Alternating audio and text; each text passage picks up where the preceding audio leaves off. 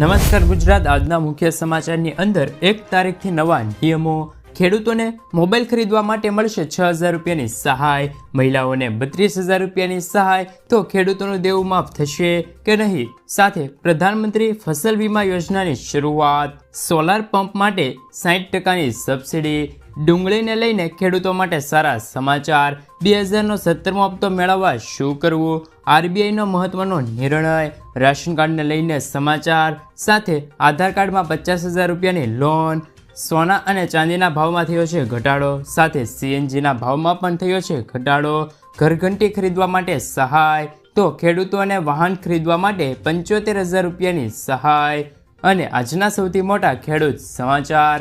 મિત્રો, દરેક સમાચાર, દરેક માહિતી જણાવવું એ પહેલાં ગુજરાતના જે પણ મિત્રો ચેનલ પર જો નવા આવ્યા છે, મિત્રોને ખાસ વિનંતી છે કે ચેનલને સબસ્ક્રાઈબ કરવાનું ભૂલતા નહીં. સાથે આજનો આ વિડીયો છે તેને અંત સુધી જોતા રહેજો. તો મિત્રો, ત્યાંના તાજા સમાચારની અંદર વાત કરીએ તો એપ્રિલથી લાગુ થશે આ નવા નિયમો. 1 એપ્રિલ 2024થી નવા નાણાકીય વર્ષની શરૂઆત થઈ જશે. નવા નાણાકીય વર્ષની શરૂઆત સાથે જ દેશમાં ઘણા ફેરફારો થઈ જશે. આ ફેરફારોની સીધી અસર તમારા ખિસ્સા પર પડશે. આવો જાણીએ મિત્રો કે 1 એપ્રિલથી કયા કયા મહત્વપૂર્ણ ફેરફાર થવા જઈ રહ્યા છે, જેમની અસર દેશના દરેક મિડલ ક્લાસ પર પડશે. 1 એપ્રિલ 2024થી ફાસ્ટેગ સંબંધિત એક મોટો ફેરફાર થવા જઈ રહ્યો છે. જો તમે બેંકમાંથી તમારી કારના ફાસ્ટેગનું કેવાયસી અપડેટ નથી કરી આવ્યું તો તમારે 1 એપ્રિલથી સમસ્યાનો સામનો કરવો પડી શકે છે.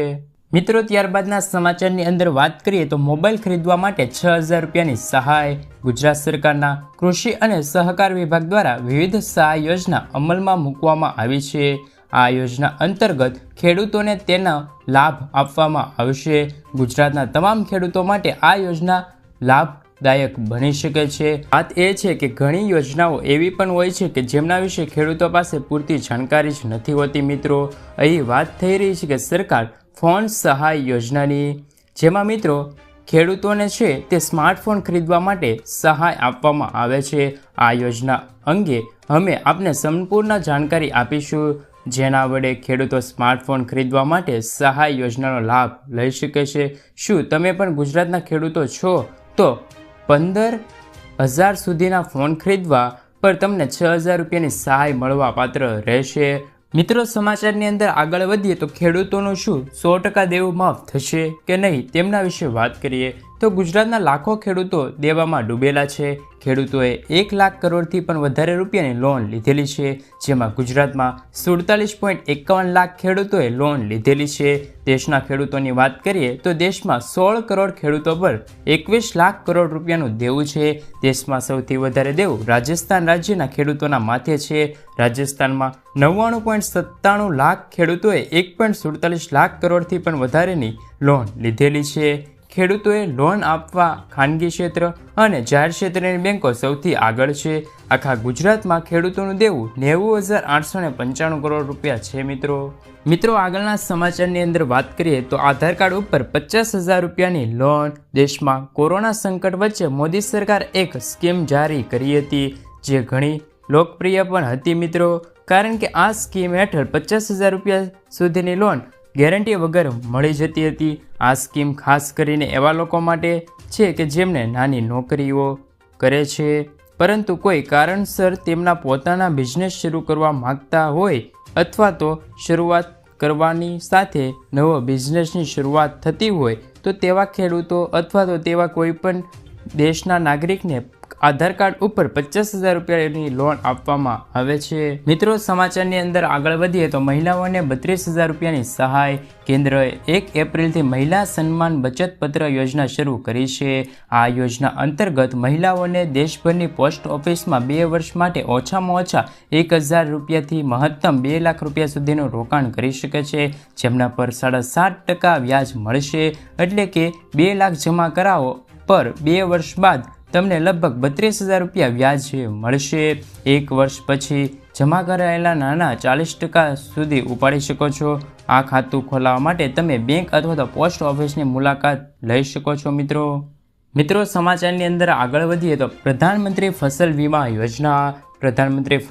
યોજના.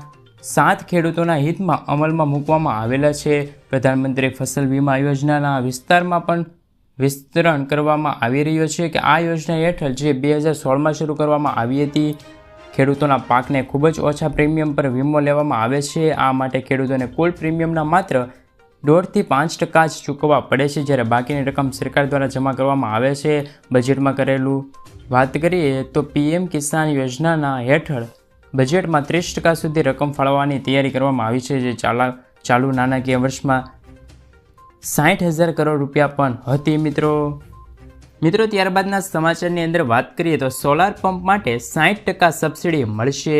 કેન્દ્ર અને રાજ્ય સરકારો ખેડૂતોને તેમના ખેતરમાં સોલાર પંપ સ્થાપિત કરવા માટે 60% સબસિડી આપે છે અને અનુસૂચિત જાતિ અને અનુસૂચિત જનજાતિ માટે માથાદીઠ 45,000 વધારવાની સબસિડી પણ આપે છે. મિત્રો, રાજસ્થાનના ભજનલાલ સરકારે PM કુસુમ યોજના હેઠળ રાજ્યના ખેડૂતોને સબસિડીવાળી સોલાર પંપ આપ્યા છે. મિત્રો આગળના સમાચારની અંદર વાત કરીએ તો PM કિસાન યોજનાના 17મા હપ્તા માટે નોંધણી શરૂ થઈ ગઈ છે. મિત્રો, દેશના કરોડો ખેડૂતોના ખાતામાં 16મો હપ્તાની રકમ આવી ગઈ છે. કેટલાક ખેડૂતો હજુ પણ યોજનાના લાભથી વંચિત છે. PM કિસાન યોજના 17મો હપ્તોને લઈને એક અપડેટ સામે આવ્યું છે. 17મા હપ્તા માટે નોંધણી પ્રક્રિયા શરૂ થઈ ગઈ છે. અમે તમને જણાવીશું કે કયા ખેડૂતોને 17મા હપ્તાનો લાભ નહીં મળે અને શા માટે. PM કિસાન યોજનાના લાભ લેવા માંગતા હોય તો અરજદારે પહેલાં PM કિસાન યોજનાની સત્તાવાર વેબસાઇટ પર pmkisan.government.in પર જઈને તેમની મુલાકાત અવશ્ય લેવી પડશે. અહીં જમણી બાજુ ફાર્મર કોર્નર પર ક્લિક કર્યા પછી તમારે નોંધણી કરવી પડશે. તમને જણાવી દઈએ કે રજિસ્ટર માટે તમારું આધાર કાર્ડ, બેંક પાસબુક, જમીનના દસ્તાવેજો અને સરનામાનો પુરાવો હોવો જરૂરી છે. મિત્રો સમાચારની અંદર આગળ વધીએ તો રાશન કાર્ડ ધારકો માટે ખુશખબર. રાશન દુકાને તુવેર દાળનો જથ્થો માત્ર 50% જ આપવામાં આવતો હતો. આ તુવેર દાળ બજારમાં 180 રૂપિયાની કિલોના ભાવે મળતી હતી, જ્યારે રાશન કાર્ડ પર આ દાળ માત્ર 50 રૂપિયાના કિલોએ અપાતી હતી. જ્યારે તુવેર દાળના 50% મળતી હોવાના કારણે ગ્રાહકો વહેલા આવ્યા હોય તેમને તુવેર દાળ મળતી. બાકીના કાર્ડ ધારકો દાળ વગર વંચિત રહેતા હતા. તો ચૂંટણીની તારીખો જાહેર થતાં જ ચાલુ માર્ચ એટલે કે માર્ચ મહિનાથી જ રાશન કાર્ડના દુકાનદારોને 50%ના બદલે 100% દાળનો જથ્થો આપવામાં આવશે. મિત્રો ત્યારબાદના સમાચારની અંદર વાત કરીએ તો આ કાર્ડમાં મળશે તમને 2 લાખ રૂપિયાનો વીમો.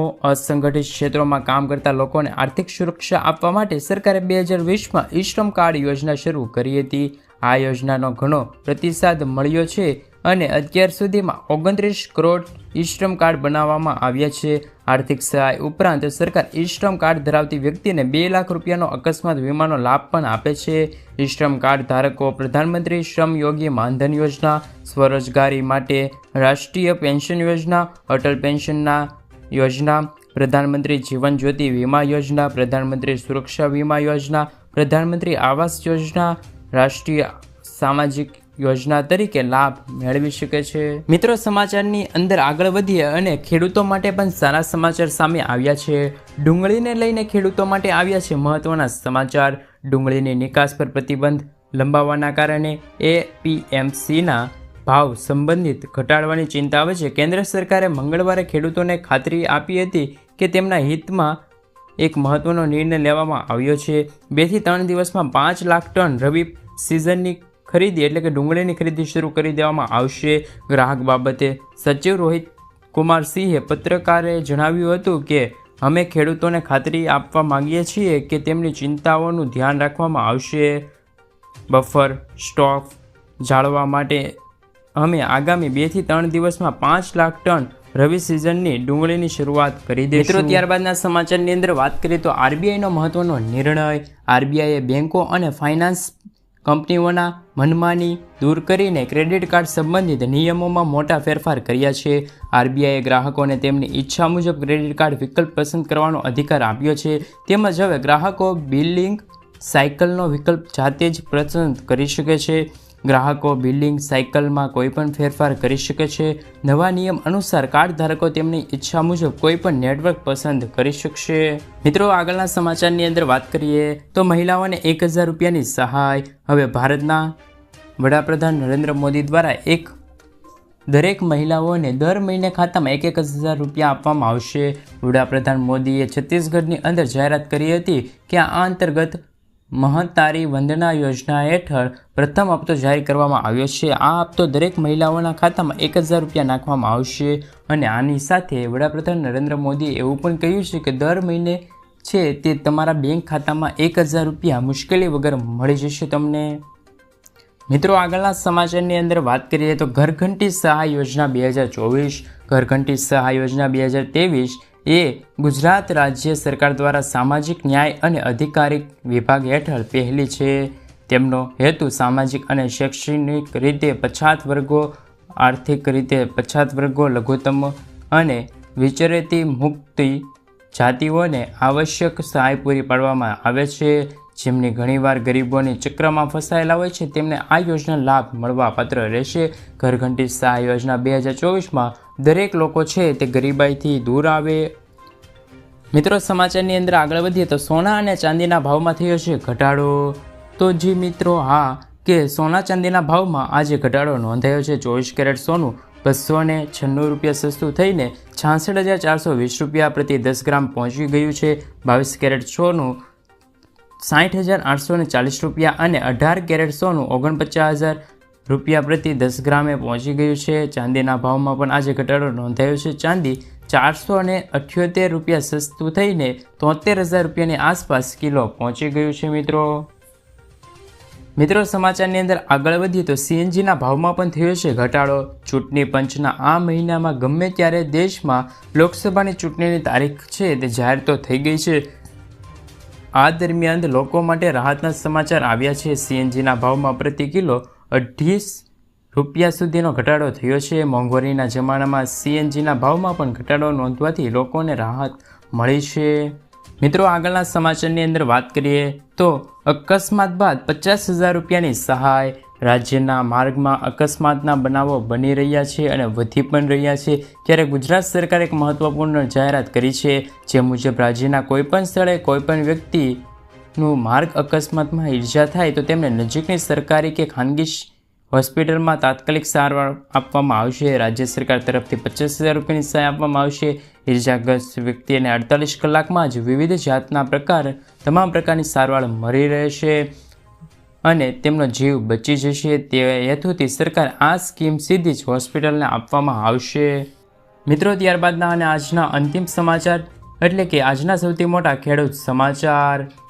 રાજકોટ માર્કેટિંગ યાર્ડમાં આજે જણસીના આવકની નોંધણી થઈ હતી. વહેલી સવારથી જ ખેડૂતો પોતાના પાકને લઈને માર્કેટ યાર્ડમાં પહોંચી ગયા હતા. કપાસના 2000 મણ ક્વિન્ટલ આવક નોંધાઈ હતી. જ્યારે કપાસના ભાવની વાત કરીએ તો એક મણના કપાસના ભાવ ખેડૂતોને 1300 થી 1800 રૂપિયા વચ્ચે મળી રહ્યા છે. રાજકોટ માર્કેટિંગ યાર્ડમાં આજે ખેડૂતોને કપાસના સારા ભાવ મળ્યા હતા, જેથી ખેડૂતોને એક અલગ ખુશી જોવા મળી હતી. કારણ કે છેલ્લા ઘણા સમયથી ખેડૂતોને કપાસના ભાવ 1500ની આસપાસ મળતા હતા, જે ભાવ આજે 1600ની આસપાસ પહોંચી ગયા છે. મિત્રો, સમાચારની અંદર આગળ વધીએ તો 75,000 રૂપિયાની સહાય કિસાન પરિવહન યોજના 2024, જેમાં ખાસ કરીને ખેડૂતો માટે માલવાહક ખરીદવા માટે નવી સહાય બહાર પાડવામાં આવી છે. જે અંતર્ગત ખેડૂતોને માલવાહક વાહન ખરીદવા પર ખેડૂતોને 75,000 રૂપિયાની સહાય આપવામાં આવે છે.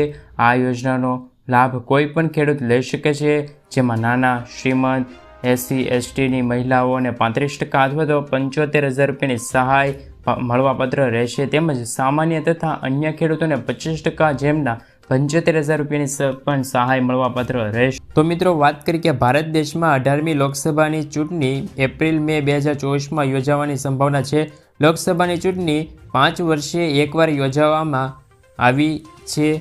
લોકસભાની ચૂંટણી 543 મેમ્બર ચૂંટાવા માટે હોય છે. આ ચૂંટાયેલા મેમ્બરો દ્વારા PMની પસંદગી થાય છે. પ્રધાનમંત્રી કિસાન સન્માન નિધિ યોજના અંતર્ગત કેન્દ્ર સરકાર ચૂંટણી પહેલાં ખેડૂતોને